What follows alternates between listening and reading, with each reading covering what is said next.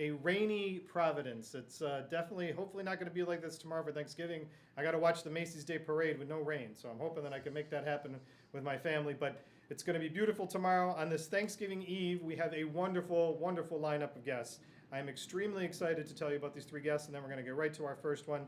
I've got Lidia Bastianich joining me. She's got on the Skype now. She'll be with us in just a second. I also have Linky Murray joining me, who is a former finalist on the Food Network Stars show there. She's a wonderful friend, someone I've known for a very long time. And then I've got a great sommelier coming in, a local sommelier that's going to give us wine tips for not only tomorrow, but getting into Christmas Eve, Christmas Day, New Year's, all the good things that I need to remember that I like my wine for. So that's my last guest. But I want to get right to my first guest because her time is precious, and I'm so thankful that she is joining us. Lidia, thank you so much for being here with us today. Buongiorno. Buongiorno. It's so wonderful to see you, and it feels like just yesterday I saw you, because that was, what, two weeks ago now, right? 2 weeks ago, yeah. 2 weeks ago, and we had you at Dave's Marketplace in East Greenwich, and you're not a stranger to them. You've been to them many times. I have, and we always have a great book signing. I have a good time. You know what? I have a lot of fans in Rhode Island, and I love Rhode Island. and Rhode Island loves you. I mean, that was obvious at the turnout when you were here. There had to be 400 or 500 people in line there. It was amazing. It was more than that. See? They told me that they sold out of books, and because it went so well, that you're coming back this Saturday. You know, I was there on the signing, and into an hour of the signing, people were passing from says, Lydia, there's no more books. and so Dave and all of them, they were talking, Lydia, would you come back? And I checked my schedule. Actually, my son-in-law was with me. He checked the schedule, and we put down a date right away for me to come back. And I'm going to be there November 25th. That's fantastic. So it's Thanksgiving weekend, so I know that you're going to have another huge turnout. But the questions have been amazing. The feedback has been amazing to having you on today. So I want to cover some of these things, and then we'll give everybody, probably 2 or 3 more times, we're going to give everybody the details, because I keep sending all these phone calls over to Dave's to let them know that they got to be prepared, because it's a big Thanksgiving weekend, and it's awesome that you're coming back to join them. So I know that you've been out there a long time. You're an extremely passionate individual in the culinary, hospitality, and even now making your own products and having them out there. But kind of just let me know, and our guests know, how did you get started in all this? Because your success and your family being a big part of this is amazing. Rick, this goes back to, let's see, the first restaurant we opened was 71. But so it's 40 somewhat years of running restaurants only, and slowly developed from 1 restaurant to 2 restaurants and multiple restaurants. And then my son came in, Joseph, and then my daughter, and then the books and the television series, and so on. It's an evolution. It's not that I had planned it this way. I said, oh, 5 years this. It's just things were happening. I'm passionate. I love it. I love what I do, and I was kind of being energized by my guests, by my customers, by my viewers, and they tell me what to do. Oh, we need a book. We need another book. Like this latest book that I'm going to be signing is Lydia's Celebrate Like an Italian, and that's because I get a lot of emails, and the question was, Lydia, how do we plan a party? Help us to plan a party, and so. That's what this book is all about. It's my 12th book, and it's about how to plan a party in an intelligent way, in a relaxed way, in a way that you're comfortable as a hostess, and that you do the right food, the food that can be done. And so if you go back, Rick, when I started, maybe we could go way back. Right. When I grew up with Grandma, and my grandmother had a whole courtyard full of animals. We had chicken, we had ducks, we had rabbits, we had goats. I would milk the goat. Oh my We would gosh. make ricotta from the goats. And pigs, we had pigs. Year slaughter of the pigs. We made prosciutto, we made sausages. I was small, but I was part of all of that. Making olive oil, the garden. And then when we came as immigrants here, I think all of that was already in me. My reference library, the appreciation, the love of good food, and understanding food. And then I met my husband, who was in the business. He was in the front of the house, as we call it, and we opened our first restaurant. And then the rest is just Story, family story. Well, your family story and your family passion has certainly been infectious. To have your children involved with you, your mother still active with you, I mean, those are amazing, amazing things that you've put out there. And I think that that helps to you relating with people. And I have to say, I mean, you had hundreds and hundreds of people in front of you both times that I've seen you. I at the Newport Food and Wine Festival when I got the Lydia Cooks from the Heart of Italy. That was one of my books that I use all the time, your cookbook. And I saw you in Newport. But you are very good at connecting with people, and I think you share that passion with them. So I give you a lot of credit for that. Well, I love to share. I love to teach. My mother is a teacher, an elementary school teacher. And so I love to share. I love to learn, number one. I'm very inquisitive. I want to know. I love food, the passion. I love to share food. I love nurturing people. Food is, I mean, it nourishes you, but it goes well beyond. Food is a social communicator. It's an emotional communicator. It makes the world go round. I couldn't agree with you more. And here, I feel that, I was blessed to be given this gift of handling food and knowing at least Italian food. So I want to share that. I want the people out there that watch me to have the same passion, to have good food on the table so that the family can gather together with them. Because, in today's world, at the end of the day, it's all about sitting together with the family, enjoying a good meal. It doesn't have to be a fancy meal, a good meal. And so I'm in function of all of that, whether they want to come to my restaurant, whether they want to buy my book and cook at home, whether they want to buy my sauce and pasta Right. and take it for the family, whether they want to buy my wine and add it to that. So I gave them all these opportunities to have the flavors of Lydia, a meal like Lydia with their family. Well, so talk about these opportunities that you created. This concept of Italy that you had with your son and with Mario Batali, correct? Well, we have our Italian partners, and then there's Joe and Mario, yes. So I mean, first of all, you can't help walk into Italy and not fall in love, whether you've ever been to Italy or not. I've been to both the locations in New York. I've been to the location in Boston, which I was so thankful when you opened up that location. But you've created another amazing concept with your partners to kind of bring that back to people. And the LA one, that's what you and I spoke about when I saw you in Rhode Island. That just opened, I think, 2 or 3 weeks ago right around the time you were here, right? 3 weeks ago, and it's going very well. So, the concept is Oscar Farinetti, who is from Piemonte, had this idea, and the first Italy was opened in Torino. I was curious, and I heard about it, and I went to see it. I met with Oscar, and I says, I love the idea. He took me around, he showed me around, and I says, wow, what a concept. And after a few weeks, he called me, he says, Lydia, if you really like the concept, we would really love to do it in the United States. So I said, well, let me talk to my partners. Let me talk to Mario, to Joe. Let's see what they say. Right. They loved it. And so this is when we decided that together with their partnership, we would open Italy it's on Fifth Avenue and 23rd Street in the Flatiron section. It's 55,000 square feet It's amazing. of Italia, if you will. Because, we have 7 restaurants within that.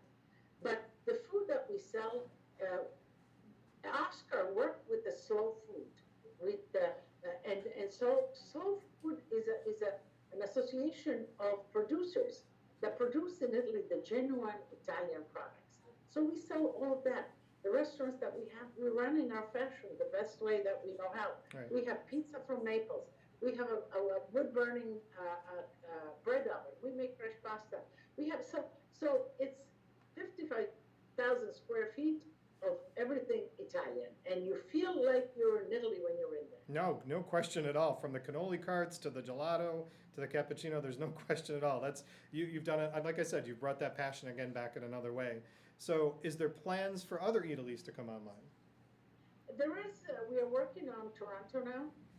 So I would say towards the end of 2019, we might be opening one in Toronto, I think. 2000. And then we'll see. That's beautiful. So it's amazing that these things can continue to flourish with the way that you've done it. And now, from the product standpoint, we were talking about just a little bit earlier, and I've got your rigatoni, which is one of my favorites of all time, and your sauce. Now, you also have the wine, right? We have the wine, yes. We have the wine is a winery in Friuli, where we have our little home, and we spend our summers there. And that started also, like, okay, we have this home that has a little winery, let's make some wine. But, Joe, my son, he's passionate about wine. And he really worked at it. And he has some world quality wines now we have. And it's, when we go up to Dave's, right next door, there is the wine shop. Yep. What is the name? Well, I'm going to be signing bottles of wine there. They're going to have our wine. So when people come to get my book signing, they can get the pasta, the sauce, the book, the wine, and plus everything else. Oh my God, that's amazing. I did not know about the wine. So that's going to happen this Saturday too? They can still get the wine and have you sign it?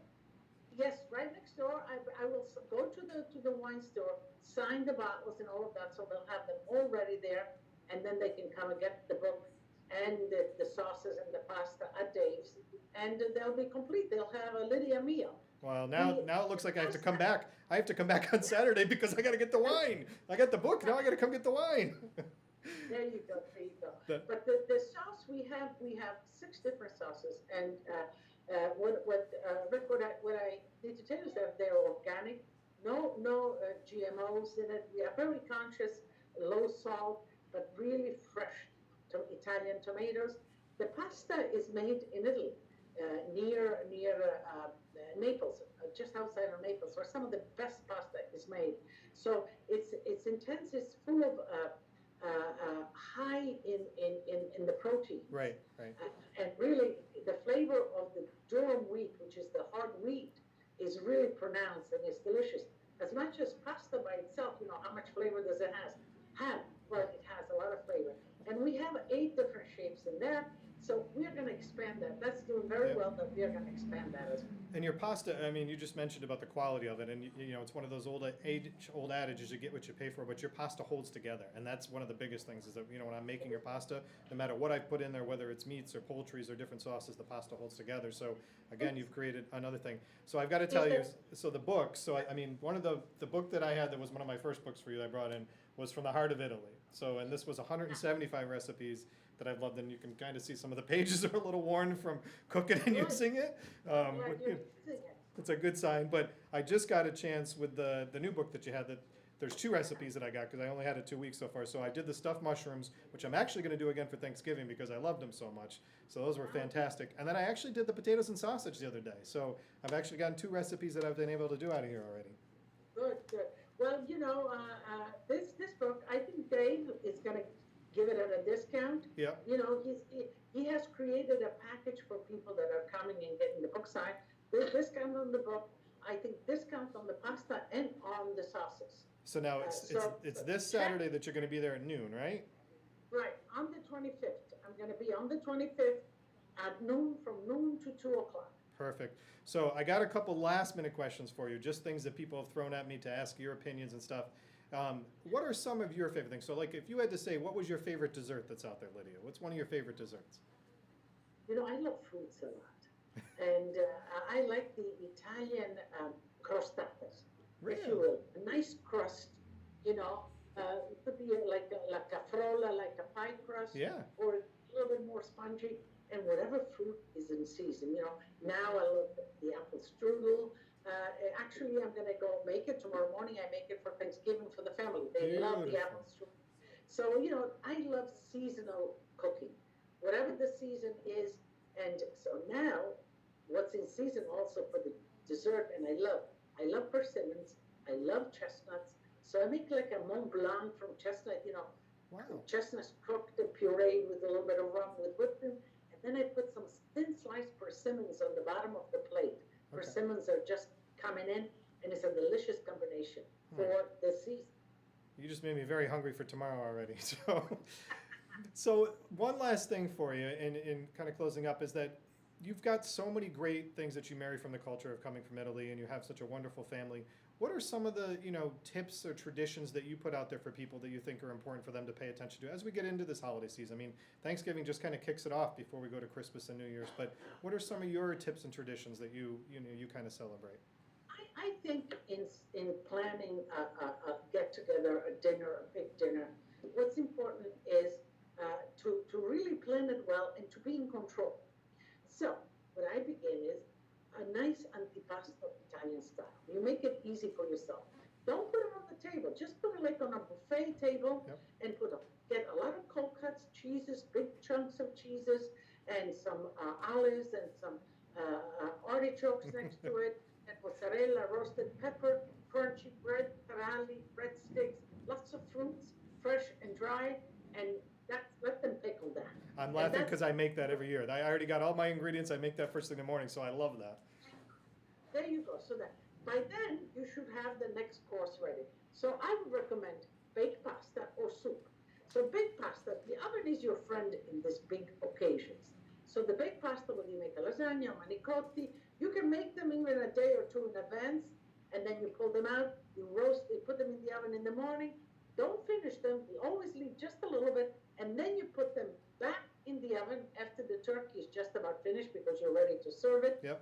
You put the pasta back in, and you put it on the table. Keep in mind that if you have, let's say, 20 people, make 3 casseroles, not just one, Yep. so that you spread it on the table, everybody can help themselves. That's awesome. And by the time they eat the pasta, the vegetables are back in the oven, warming up, the turkey is resting, you made already your gravy, you slice the turkey, again, put the vegetables, divide the vegetables, not only one platter, through the table, so everybody gets a little bit. I love that tip. Those are some awesome tips. Thank you so much. That was. What I like to do at the end is to have dessert buffet all over again. Yep. You know, you kind of, the way you have the antipasto, you put all your desserts, whichever ones you know. You can even put plain panettone, cookies, then the pies if you bake. But put all the accoutrements and whipped cream and chocolate sauce and pecans and whatever, and plates, and let them make their own dessert plate. You actually just helped me a lot because your number that you had, that's what I've got. I got 20 people that come for dinner and then 10 for dessert. So I think you just gave me some new tips that I'll be using tomorrow. So thank you very much. Enjoy it. And this is all in the book, you know? Right. It's No, all in the book. the book is fantastic. So we made sure we've covered pretty much everything I could think of to talk to you about. I know you guys are busy preparing for your personal things tomorrow. And then we're going to see you this Saturday at Dave's at noon. So I'll be down there to join you to get some of the wine. I'll probably get another book because I have to get it for a gift. But thank you really, really for taking this time. We greatly appreciate it. Thanks, Rick. Have a happy Thanksgiving to you and to all your listeners. Thank you, Lydia. Same to you. We'll talk to you again soon. Bye-bye. Bye. So, before we get to our next guest, we're going to just Skype out for 1 second from Lydia, and we're going to Skype back in for our next guest. So stay with us for just a quick second or so.